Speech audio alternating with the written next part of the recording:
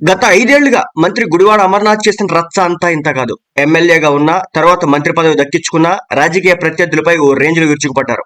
చంద్రబాబు, పవన్ కళ్యాణ్ లను, అదేవిధంగా నారా లోకేష్ లను ఇష్ట వచ్చినట్లుగా తోలనాడి మాట్లాడారు. కానీ ఇప్పుడు బొత్తిగా కనిపించడం మానేశారు. కనీసం మీడియాకు కూడా దొరకడం లేదు. మంత్రి గుడివాడ అమర్నాథ్ ప్రస్తుతం గాల్లో ఉన్నారు. అనకాపల్లి నుంచి జగన్ తప్పించారు. అలాగని ఎక్కడా టికెట్ కేటాయించలేదు.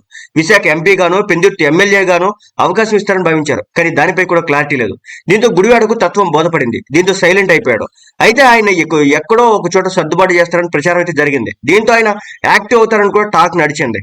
ఉత్తరాంధ్ర రీజనల్ కోఆర్డినేటర్ గా ఉన్న వైవి సుబ్బారెడ్డి, జిల్లా ఎమ్మెల్యే గొల్ల బాబురావులు రాజ్యసభ స్థానాలకు నామినేషన్లు దాఖలు చేసిన కార్యక్రమానికి గుడివాడ అమర్నాథ్ సైతం గైర్హాజరయ్యారు. అయితే ఎన్నికల్లో గుడివాడ అమర్నాథ్ ను జగన్ తప్పిస్తారని ఎప్పటి నుంచో ప్రచారం ఉంది. అయితే దాన్ని గుడివాడ అమర్నాథ్ లైట్ తీసుకున్నారు.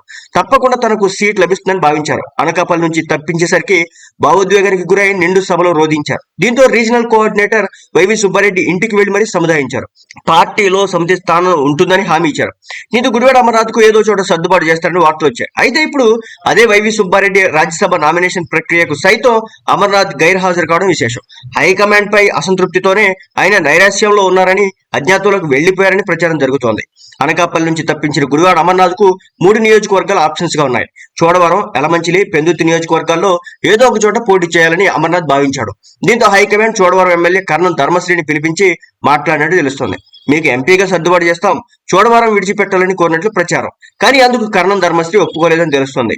అటు యలమంచిలో సైతం కన్నబాబు రాజు సీనియర్ గా ఉన్నారు. పెందుర్తిలో సైతం సిట్టింగ్ ఎమ్మెల్యే అదీప్ రాజుకు వైవి సుబ్బారెడ్డి అండగా నిలుస్తున్నారు. ఇటువంటి పరిస్థితుల్లో గుడివాడ అమర్నాథ్ కు ఛాన్స్ లేదని ప్రచారం జరుగుతోంది. దీంతో బయటకు వచ్చేందుకు గుడివాడ అమర్నాథ్ ఇష్టపడడం లేదట.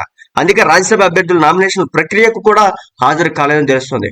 మొత్తానికైతే రాజకీయంగా దూకుడుగా ఉండే గుడివాడ అమర్నాథ్ కు జగన్ అయితే ఝలక్ ఇచ్చారు.